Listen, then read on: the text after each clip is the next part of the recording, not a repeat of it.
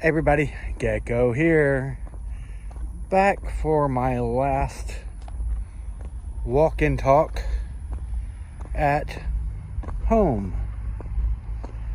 because in less than 24 hours I will be on the road to Estes Park, Colorado for my seasonal job at YMCA of the Rockies. It's going to be a 1,005 mile trip, taking me about 16 hours.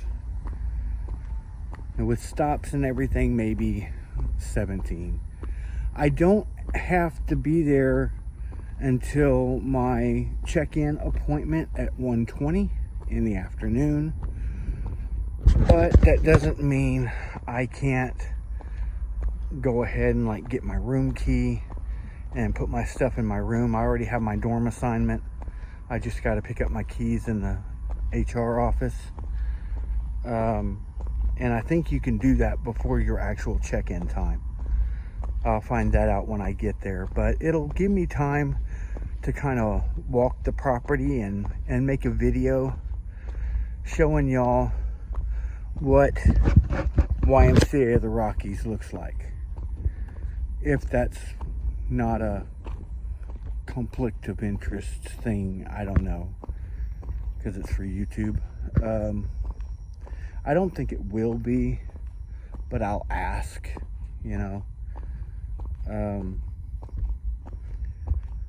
so yeah. My wife just went to work, so I will see her basically tomorrow when I wake up, before she goes to the river at 3 o'clock ish, which is about the time I'm going to leave.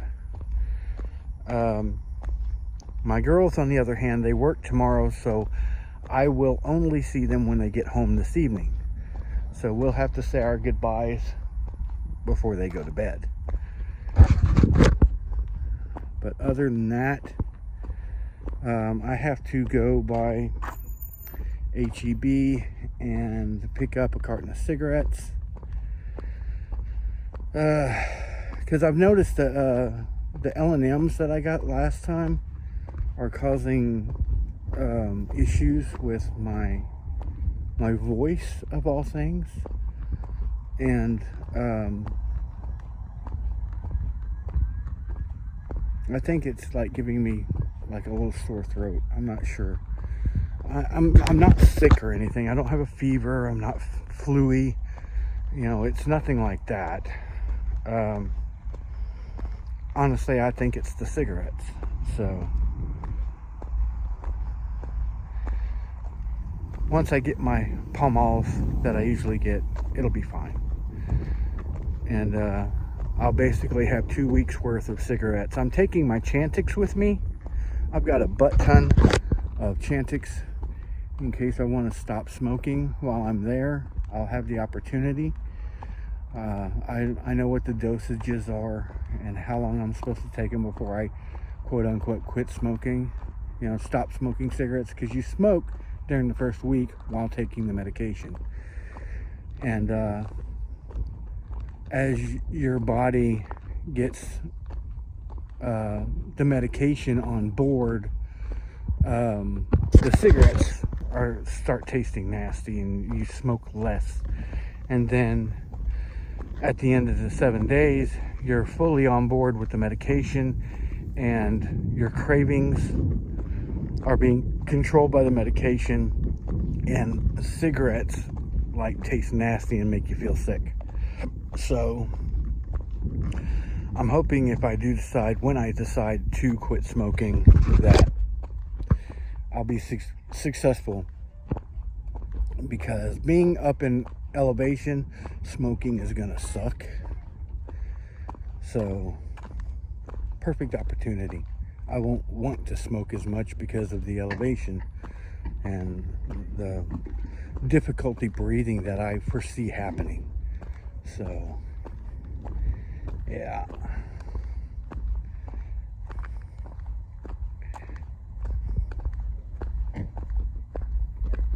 All right.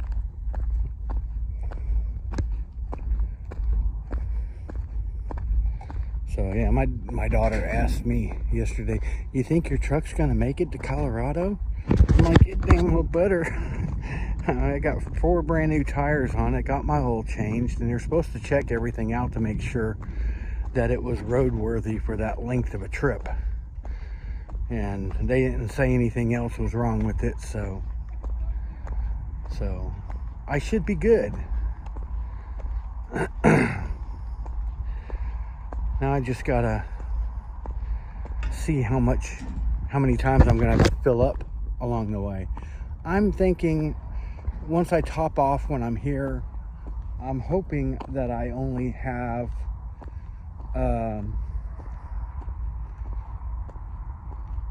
to fill up 2 more times. But I'm gonna have to, there's one section like in between Amarillo and Raton, there's a huge stretch where there's no gas stations. So I have to make sure that I fill up soon after Amarillo.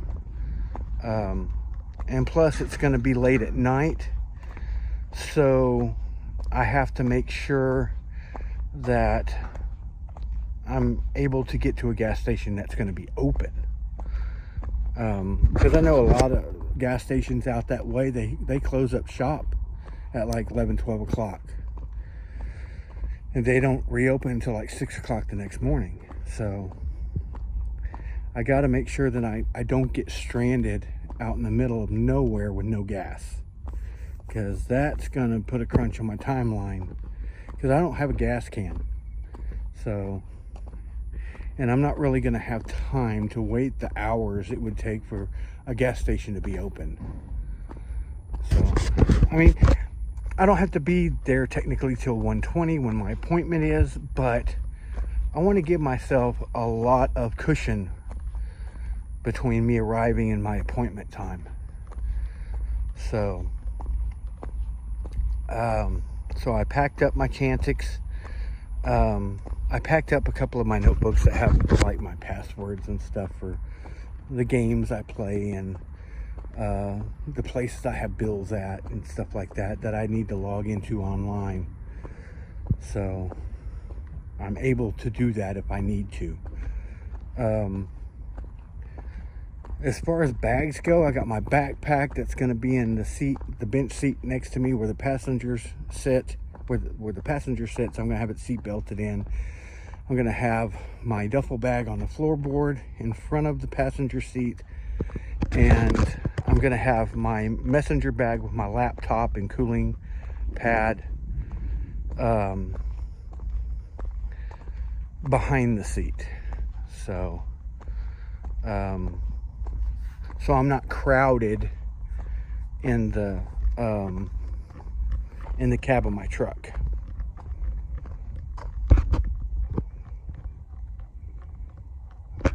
I don't know what that was. I'll have to check it when I get done. So let me go ahead and turn you around. All right, we are recording. So yeah, I'm all set to head out tomorrow. And what does that mean for me and my mental state?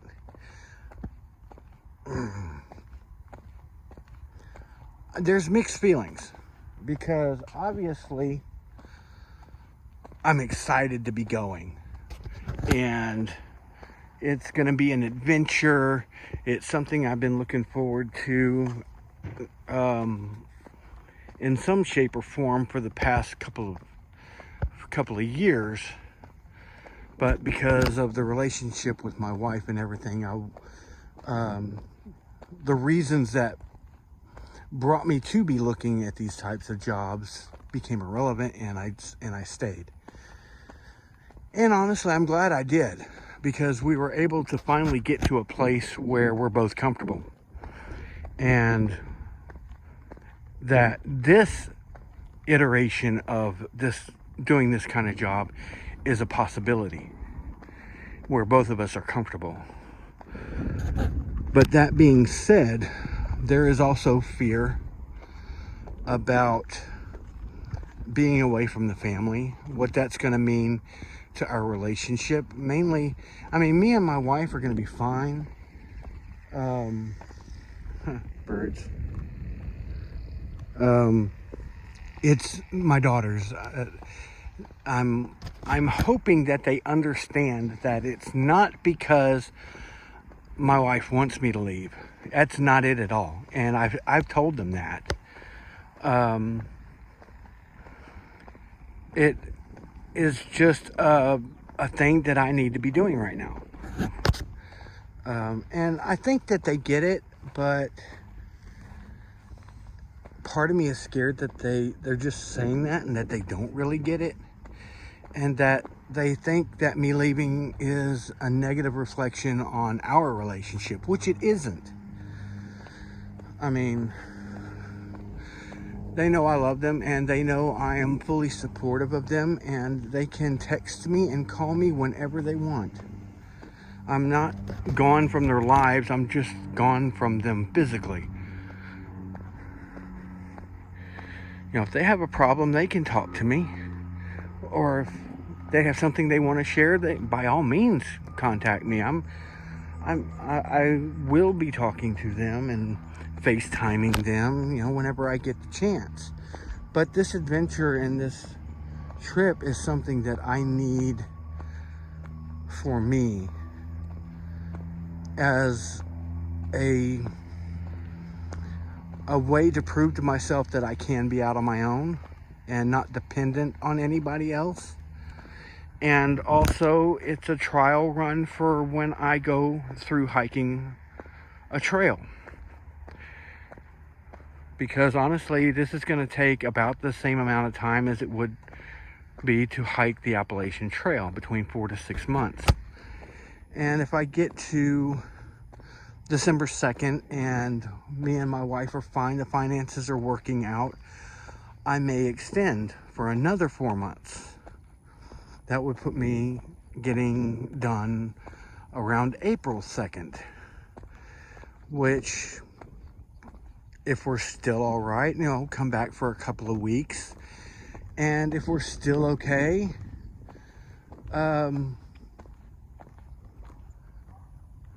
go do another job.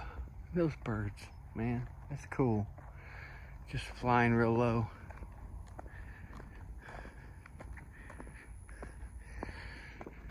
Because I was reading on coolworks.com on the Xanterra website for Yellowstone, that their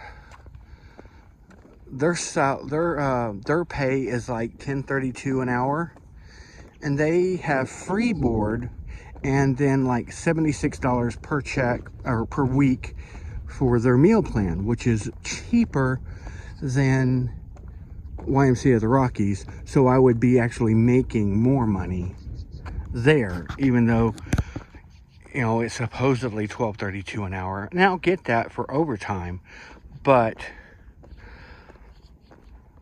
I'll be making more money per check with working at Xanterra. But I don't know if Wyoming takes state tax out. I know, actually no, their website said they didn't take state tax out, which means you might have to pay the tax at the end of the year. I don't know how that would work. It would be a question I would ask them in an interview. But I may do that for the spring and then spend 4 or 8 months in Yellowstone, which Yellowstone is awesome. I have been there. I would love to go back because we only spent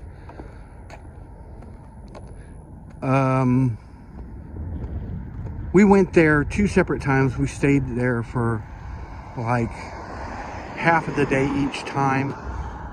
But in that 1 day total worth of time, you can't see 2 billion acres. And that's how big Yellowstone is. 2 billion acres. Living there for 8 months, I'd be able to explore a lot more, go on a lot more hikes, go on a lot more overnights, camping trips. I think that you have the opportunity to schedule like extra days off if they're not as busy. Like say you want to take a 3-day weekend, you might be able to and just take the hit from a day's pay. I don't know. But there's more opportunities there. I can work housekeeping, depending on how I like it, at YMCA of the Rockies. Or I could do retail and work in the gift shops, because I do have retail experience. And there was that one job that I had applied at that was retail merchandising, where I would merchandise the various gift shops and also interview local artisans for the newsletter. That one was going to pay like $15 an hour, but that was like 2 years ago.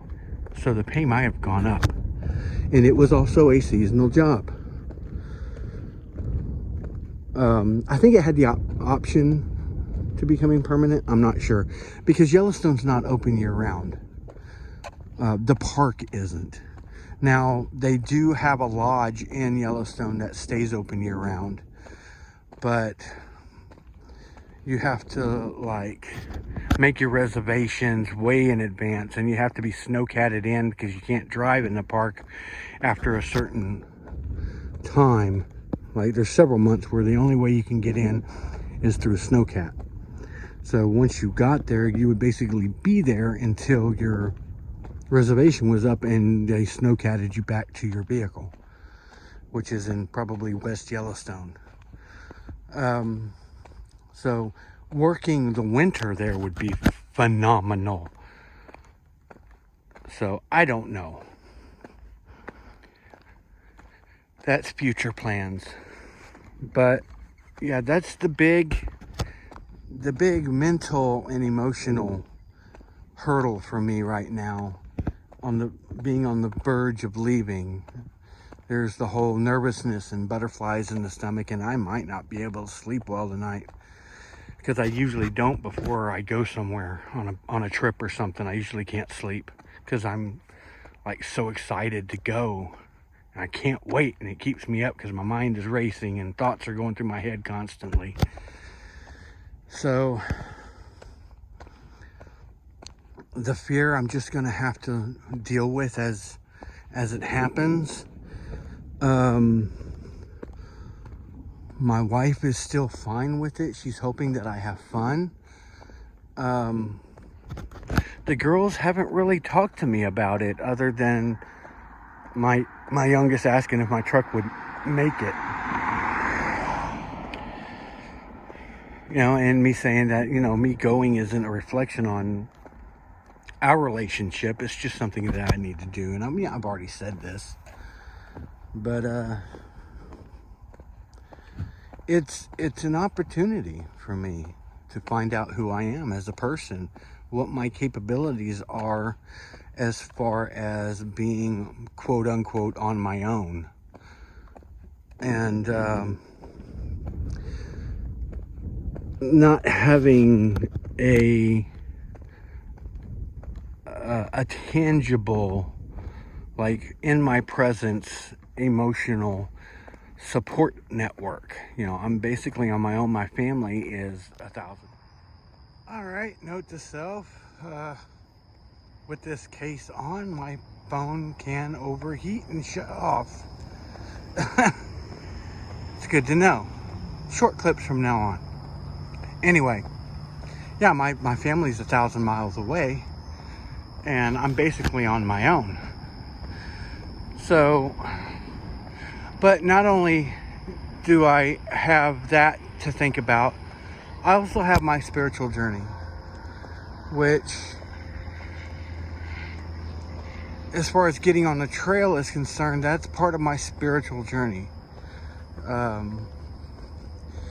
So this here would also be part of my spiritual journey, to find out if I can grow spiritually being away from my family and away from everything I know, being in a place that is so awe-inspiring, you know, Rocky Mountain National Park.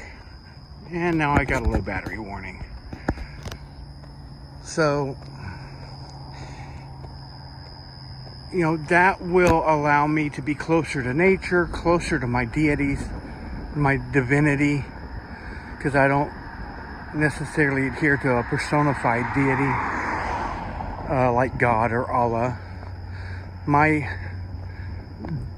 deity is divinity, the universal energy of the divine.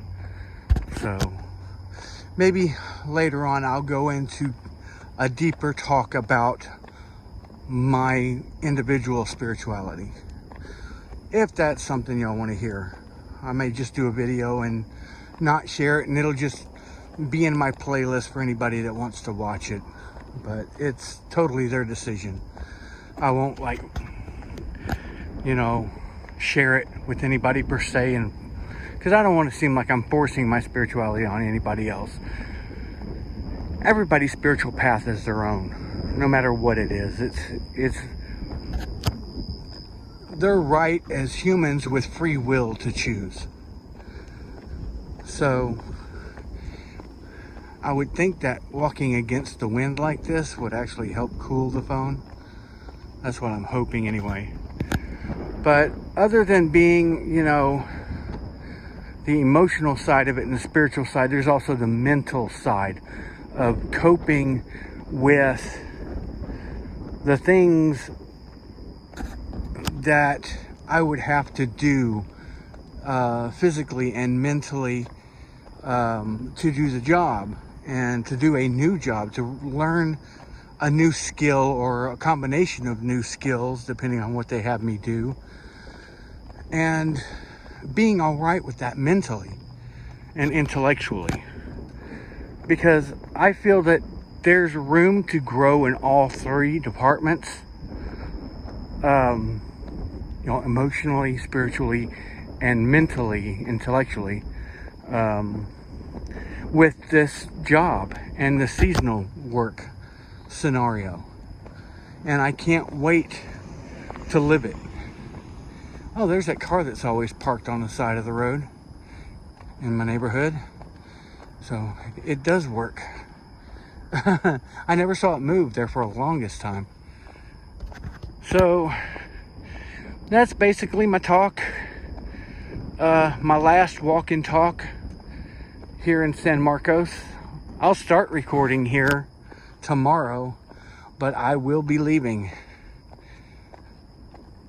I will be getting in my truck and heading north. Well, I'll be heading west first, and then I'll be heading north.